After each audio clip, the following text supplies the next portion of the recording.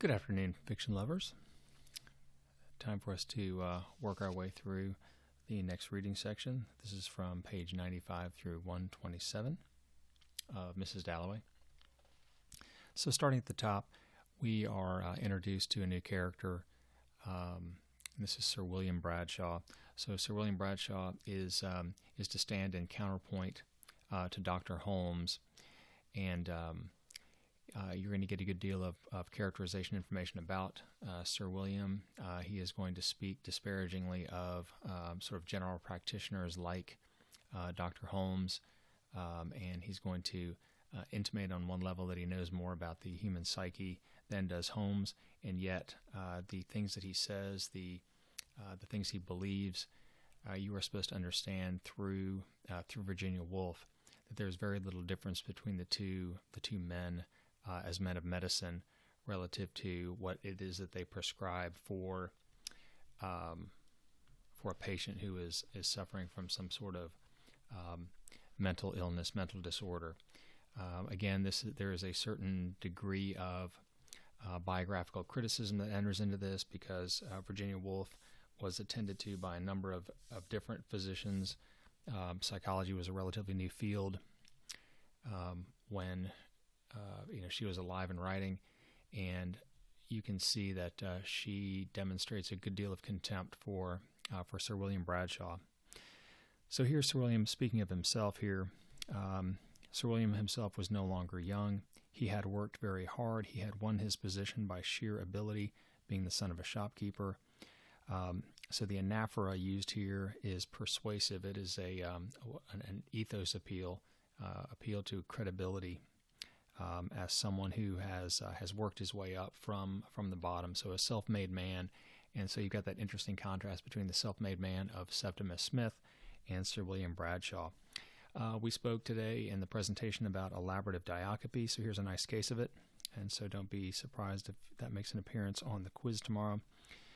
It was a case of complete breakdown, complete physical and nervous breakdown, with every symptom in an advanced stage. Okay, so you can see how the idea is that by elaborating on the first phrase, complete breakdown, it adds texture to, helps contextualize what it is that is Sir William's diagnosis. Okay.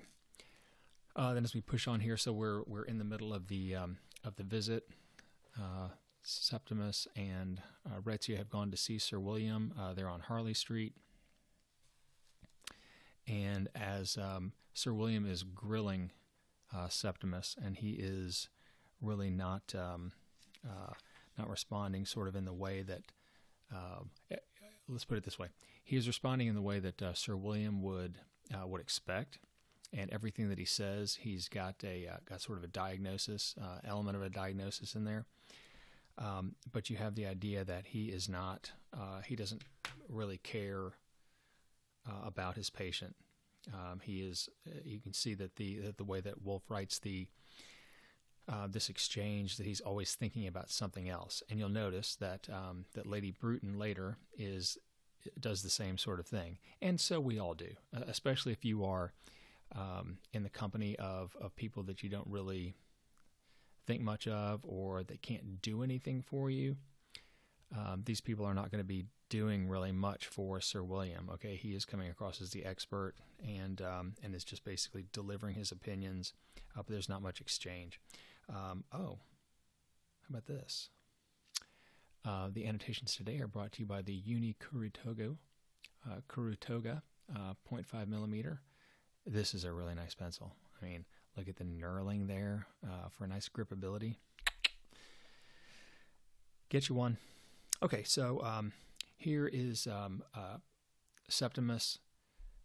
He began, committed a crime. So there's, this is an example of epimony, as though he is steeling himself to face the fact of what he has done, although it's indistinct as to what crime he has committed in his own mind. Okay, we have a nice example of extended diacope in the form of, we have the epizeuxis, okay? It was merely a question of rest, said Sir William, of rest, rest, rest, a long rest in bed, okay? So again, extended diacope because of the number of times it's been said, but embedded in the middle is that epizeuxis of the rest. And again, this is the repetition for vehemence, and also it's supposed to suggest to us the just how often Sir William has said this. Okay, it's sort of his mantra, and so in here the repetition that you get related to Sir William Bradshaw is Woolf's way of revealing to what extent certain members of this profession just repeat sort of the same advice that they have decided. Virtually every case they see that fits in certain parameters, here's the diagnosis, here's the treatment, and there's very little room for what we might call customization or personalization of the prescription for health, if you will. Okay. All right. So as we push on here, we know that Sir William has called Lucrezia into another room so he can speak to her privately, and he tells her that he thinks that it's best that Septimus be sent to a home, All right. So they return to the most exalted of mankind, the criminal who faced his judges, the victim exposed on the heights, the fugitive, the drowned sailor, the poet of the immortal ode, the lord who had gone from life to death, to Septimus Warren Smith, who sat in the armchair under the skylight staring at a photograph of Lady Bradshaw in court dress, muttering messages about beauty. So I'm probably going to ask you a question like, who's being referenced here? And so what you've got is this construction speaks to all the voices Septimus has been hearing and trying to sort of deal with as his psyche starts to break apart as he sort of marches further and further into a state of insanity or madness. Okay? A nice example here of the epizeuxis, of the repetition of the modifier, very, very ill. This is sort of an ironic element here, right? Where he's going to send Septimus to one of his homes, one of my homes. You cannot miss the homophone there, because who did he see before? Dr. Holmes, and now he's going to one of my homes, Mr. Warren Smith. He said, where we will teach you to rest. I mean, this is a sort of a chilling idea.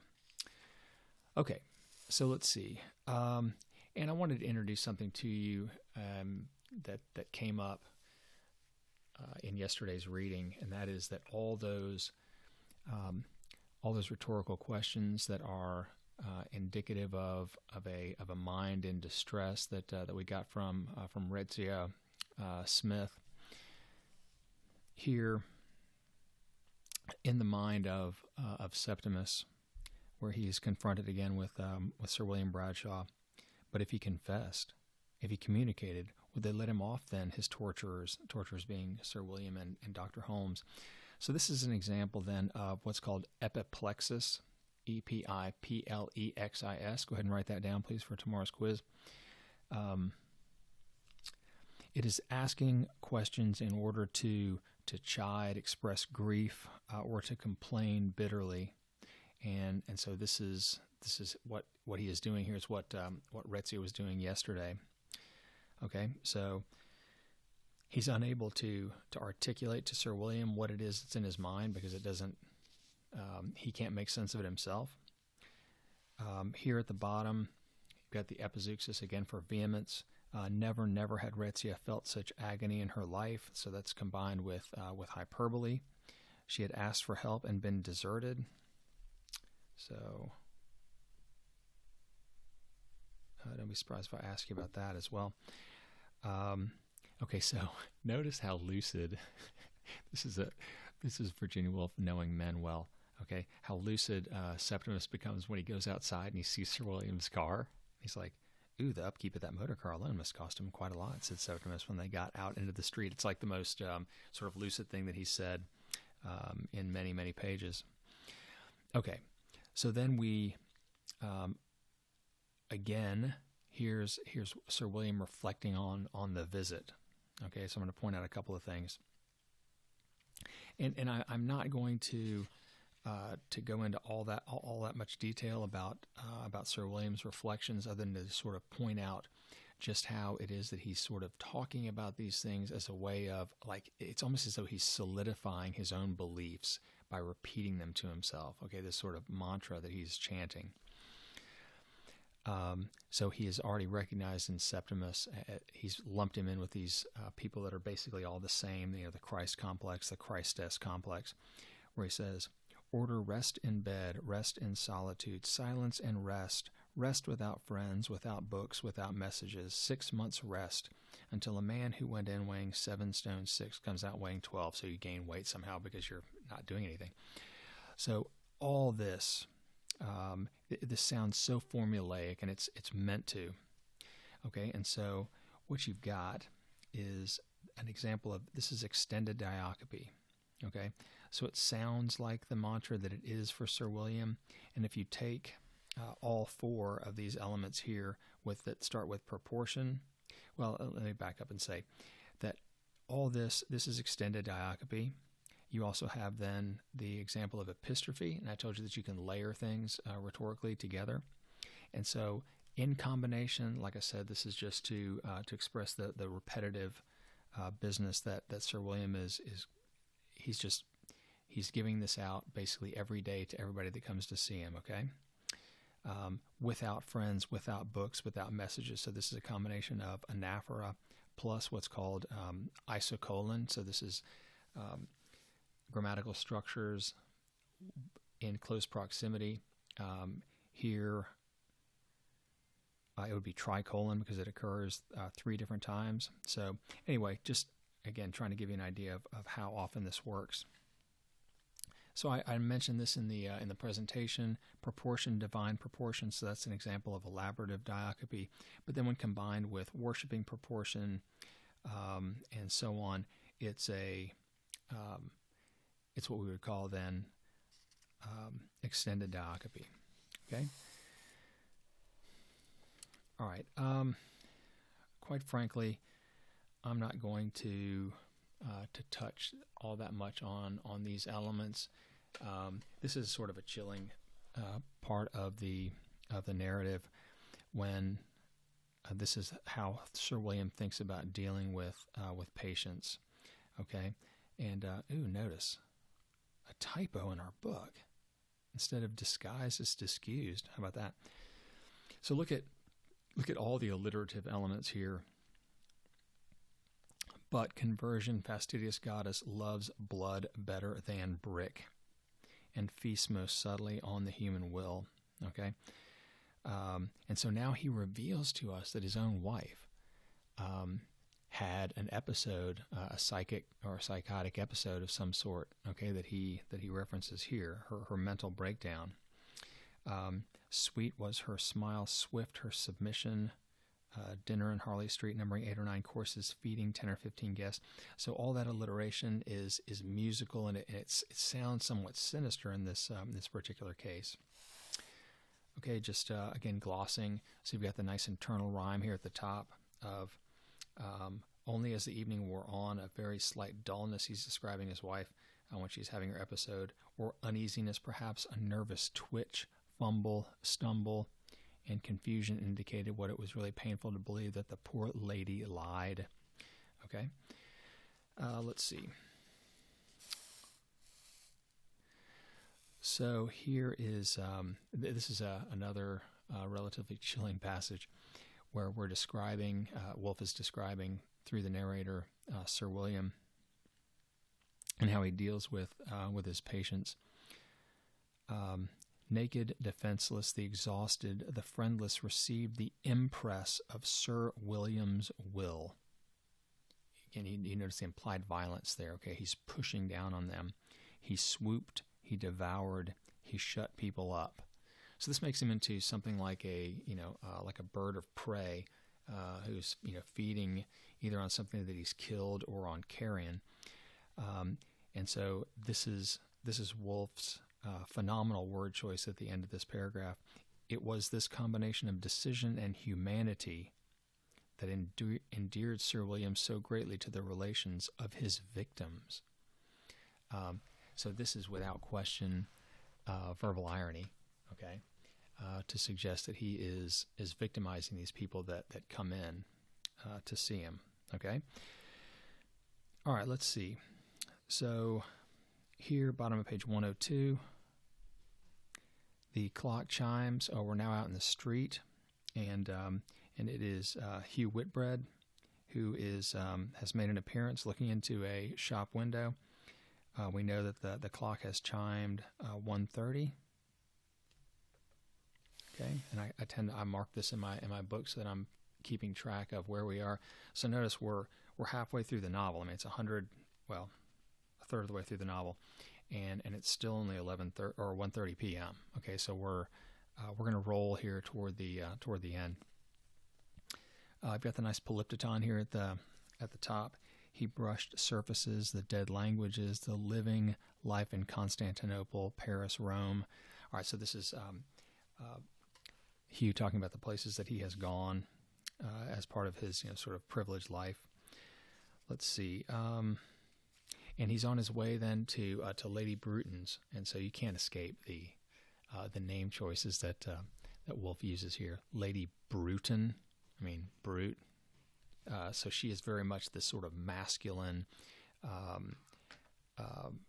type A personality, although she is also highly political, and I mean that not just in terms of the externalities around political life in London and in England, but she is politic with respect to people around her. So you notice that she invites Hugh Whitbread and Richard Dalloway over because Hugh writes good letters. It's not like she really likes Hugh Whitbread, but he is somehow able to write a letter that the Times is going to publish under her name, or I should say over her name, because it'll appear at the end.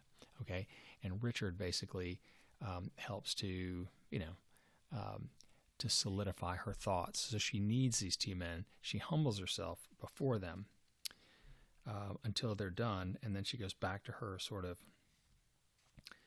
overbearing self. Okay, this is nice characterization information of Hugh Whitbread, and also kind of this funny, petty hatred that Miss Blush has for Hugh, because he comes in and he wants to be polite and attentive and this sort of thing, and so he keeps asking about Miss Brush's brother in South Africa, and evidently he hasn't been there in forever. And so I think he's doing very well in South Africa, when for half a dozen years he had been doing badly in Portsmouth. So it speaks to Hugh Whitbread's devotion to style over substance, which is appropriate because he's got the political show job there with the at court. Okay, let's see here. This is a nice example of polyptyton that is to highlight the detail that's going to follow. And speaking of the women, the female servants that serve Lady Bruton, aproned, white-capped maids, handmaidens not of necessity but adepts in a mystery or grand deception practiced by hostesses in Mayfair from 1:30 to 2, when with a wave of the hand the traffic ceases and there rises instead this profound illusion in the first place about the food, how it is not paid for, and then that the table spreads itself voluntarily with glass and silver, little mats, saucers of red fruit, and so on. So she's basically saying that the people. So this is Woolf commenting on the fact that these sorts of servants are unseen, and if you've watched Downton Abbey or any of these sorts of shows, there's this sense of the servant being there to do the bidding of his or her master or mistress, but they're supposed to remain invisible, and it's a little bit chilling idea that as human beings they're supposed to be sort of invisible. Okay, Nice example here of extended diacope in the form of epistrophe and anaphora. So we look at, and by the way, this entire thing is, and this is one long sentence, okay, as Woolf describes what it is that these women are doing. Let's see, so colored, undomestic, the fire burns, and with the wine and the coffee not paid for, rise jocund visions before musing eyes, gently speculative eyes, eyes to whom life appears musical, mysterious, eyes now kindled to observe genially the beauty of the red carnations which Lady Bruton, whose movements were always angular, had laid beside her plate, so that Hugh Whitbread, feeling at peace with the entire universe, and at the same time completely sure of his standing, said, resting his fork, "Wouldn't they look charming against your lace?" So that's just the idea of being able to sustain a long sentence like that is just marvelous. Okay, so I'll probably ask you a question about this. So this is extended diacope.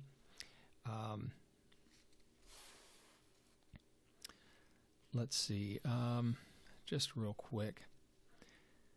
Again, now we're starting to get into the business of what it is that Lady Bruton has brought them there for, which is to write a letter for her that will appear then in the newspaper. And Richard Dalloway wants to do a history of Lady Bruton's family, and so he's looking around and sort of the wheels are turning as far as how he's going to do it. And so he says here, he knew her country, he knew her people. So that's an example of anaphora plus isocolon. I think I told you that isocolon is is parallel structure, parallel grammatical structure of elements. It could either be full sentences or it could be dependent clauses, independent clauses, again in close proximity. So the idea of the parallelism that you get with isocolon and with tricolon is that it just provides a sort of a logical structure to it that, again, readers and listeners like in their prose. Let's see, and we'll just keep pushing down. There, you've got this this nice business here about Lady Bruton asking about Clarissa. Okay, so how's Clarissa? She asked abruptly. So she does it because, again, this is style over substance. You're supposed to ask. But she doesn't really care. It's like when you, instead of asking something like, so somebody calls you on the phone, and instead of saying, "What's up?" because you're asking a question and you want to know the answer, it's when you say, "What's up?" Like, what do you want? Okay, so this is basically the way she's asking it as a statement, not a question in which she expects to get any sort of information that she gives a bleep about. Okay. So here's the lovely Millie Brush, who is characterizing Hugh Whitbread. But greedy, one of the greediest men she had ever known, Millie Brush thought, who observed men with unflinching rectitude and was capable of everlasting devotion to her own sex in particular, being knobbed, scraped, angular, and entirely without feminine charm. She's already been described as being not having any. And we're going to get this again in a few minutes, that she doesn't have a single feminine feature, in her face, in her hair, in her eyes, in her body. It's almost as though she's formless, sort of unisex type human being. Okay, so we got the polyptoton of greedy and greediest. So to go from this to greediest, so obviously you have the hyperbole there, but it's amplification. So he's amplifying just how greedy he is by making him into one of the greediest men she had ever known. Okay, so here we are with Lady Bruton trying to get rid of them by instructing Perkins, one of the servants, to quicken the coffee, because these luncheons have an order of things, right? And so it's like, get the coffee in here, because each step means we're one step closer to getting the crap out of here. Let's see. So then we have in this scene the piece relative to Peter Walsh, and you have all this. I think we've talked about the fact that characterization happens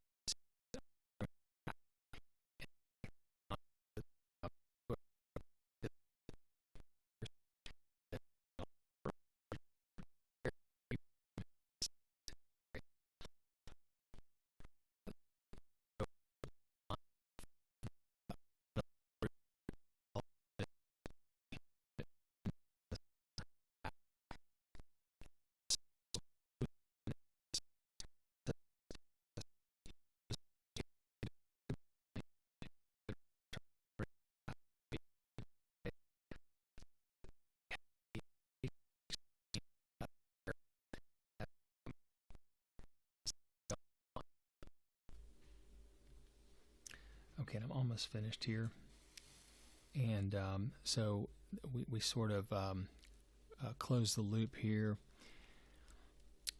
They finished the letter, and Millicent Bruton was very proud of her family, but they could wait. They could wait, she said, looking at the picture, meaning that her family of military men, administrators, admirals, had been men of action who had done their duty. Okay, so this is a good example of epimony, the repetition of phrases. Okay, again, used there for emphasis. And we shall see you at our party tonight, whereupon Lady Bruton resumed the magnificence which letter writing had shattered. So this is a nice example then, of course, of hyperbole, in addition to the way that she's characterized. Okay, so here at the end, and Lady Bruton went ponderously, majestically up to her room, lay, one arm extended on the sofa. She sighed, she snored. Not that she was asleep, only drowsy and heavy, drowsy and heavy. So this is marvelous anaphora here. She sighed, she snored. It's also isocolon. Not that she was asleep, only drowsy and heavy, drowsy and heavy. So you've got the epimony there. Okay. All right. So then I think I'm going to just end this video here with this anaphora. And there were the dogs, there were the rats, there were her father and mother on the lawn under the trees. So she's looking at this painting with the tea things out and the beds of dahlias, the hollyhocks, the pampas grass. Okay? All right, so let me end this, and then I'll pick up with the next one.